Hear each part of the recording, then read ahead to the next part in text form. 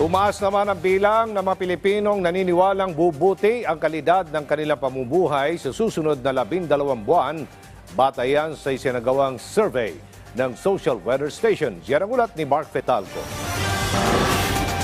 Nakararaming mga Pilipino ang naniniwalang bubuti ang kalidad ng kanilang pamumuhay sa susunod na 12 buwan. Sa survey na isinagawa ng Social Weather Stations, 46% ng mga Pinoy ang nagsabing mas gaganda pa ang kanilang quality of life.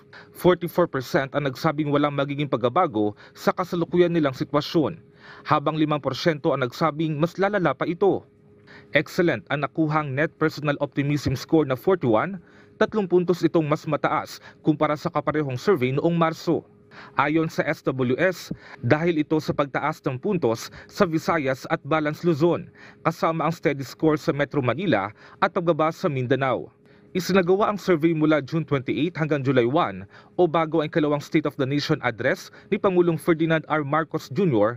kung saan inilahad dito ng punong ehekutibo ang mga hakbang at plano ng pamahalaan para isulong ang kapakanan ng bawat Pilipino.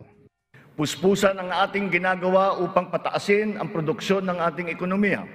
Pinapalago natin ang mga industriya. Dinadagdagan natin ang mga infrastruktura upang mas mapabilis ang daloy ng mga produkto at ng serbisyo. Higit sa lahat, pinapalakas natin ang kakayahan ng mga mamamayan upang mapaganda nila ang kanilang pamumuhay.